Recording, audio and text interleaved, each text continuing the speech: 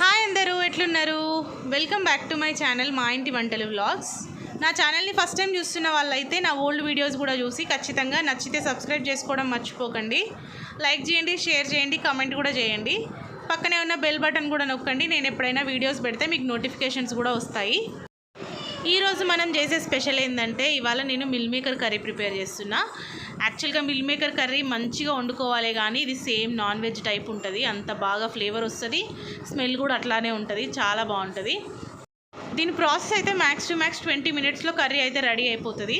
ఇది ఒకసారి నా స్టైల్లో ఎట్లా చేయాలో చేసి చూపిస్తాను. నేను ఏదైనా కొంచెం సింపుల్గా చేయడానికి ట్రై చేస్తాను, ఎందుకంటే బాగా కాంప్లెక్స్ చేయను. మోస్ట్లీ నా వంటలన్నీ సిమిలర్గా ఉంటాయి, అంటే అందులో వాడేవి కానీ వేసేవి కానీ టేస్ట్ ఒక్కొక్క కర్రీకి ఒక్కొక్కలా ఉంటుంది, అదే డిఫరెన్స్. అండ్ యూట్యూబ్లో కానీ ఇంకెక్కడైనా ఏదైనా కొత్త రెసిపీ చూస్తే మాత్రం దానికి తగ్గట్టుగా చేస్తాను, కానీ లేదంటే నేను నా స్టైల్లో నా ఓన్ రెసిపీసే ట్రై చేస్తూ ఉంటాను ఎప్పుడు. ఇంకా దీని ప్రిపరేషన్ సంగతి అయితే చూద్దాము.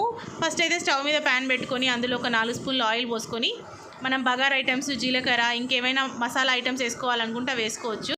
నేనైతే కొంచెం బగారాకు కొంచెం జీలకర్ర వేసుకున్నా. తర్వాత ఆనియన్స్, పచ్చిమిర్చి వేసుకొని అవి మంచిగా బ్రౌనిష్ కలర్లో వచ్చేదాకా మంచిగా ఫ్రై చేసుకోవాలి.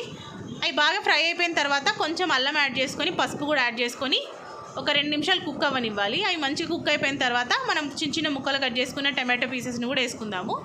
ఇంకా టమాటో పీస్ అయితే గుజ్జులాగా మంచిగా ఉడికిపోవాలన్నమాట. అట్లా ఉడికిపోతున్నప్పుడు మనం అందులోకి కొంచెం సాల్ట్, కొంచెం కారం కూడా యాడ్ చేసుకొని మనకు సేమ్ టమాటా కర్రీ స్టైల్లో మంచిగా కుక్ అవ్వనివ్వాలి. అది ఎంత మంచిగా కుక్ అయితే మనకు ఆ స్మూతీ లాగా మిల్ మేకర్కి పట్టుకుంటుంది అనమాట. ఇలా అన్నీ వేసుకున్న తర్వాత అదొక 2 మినిట్స్ కుక్ అవ్వాలి. కుక్ అయిపోయిన తర్వాత మనం కొన్ని వాటర్ యాడ్ చేసుకుందాము, ఎందుకంటే మనకు సూప్గా కావాలి కాబట్టి. ఫ్రై అయితే మీరు డైరెక్ట్ ఇక్కడ మిల్ మేకర్ యాడ్ చేసేసుకోవచ్చు. తర్వాత ధనియాల పొడి, కొత్తిమీర వేసుకుంటే మిల్ మేకర్ ఫ్రై రెడీ అయిపోతుంది. నేను కొంచెం సూపీగా చేసుకుందాం అనుకుంటున్నాను కాబట్టి ఒక గ్లాస్ వాటర్ అయితే యాడ్ చేసుకున్నా. ఇలా వాటర్ వేసుకున్న తర్వాత మంచిగా కలుపుకొని ఒక 5 మినిట్స్ అయితే ఏదైనా లిడ్ పెట్టుకొని వదిలేయాలి. అది మంచిగా మరుగుతున్నప్పుడు మనం ఆల్రెడీ ఈ మిల్ మేకర్ని వేడి వాటర్లో వేసి నానబెట్టుకొని ఉంచుకోవాలన్నమాట. అవి మంచిగా గట్టిగా పిండేసుకొని ఆ కర్రీలో వేసేసుకోవాలి. ఇలా వాటర్ బాయిల్ అవుతున్నప్పుడే కర్రీ వాటర్ మనకు మిల్ మేకర్ కూడా అందులో మంచిగా ఉడికి అది కూడా మంచిగా ఫ్లేవర్ఫుల్గా తయారవుతుంది. సో అట్లా మొత్తం కలిపేసుకొని ఇంకొక 5 నిమిషాలు మూత పెట్టుకుంటే కర్రీ అయితే రెడీ అయిపోతుంది.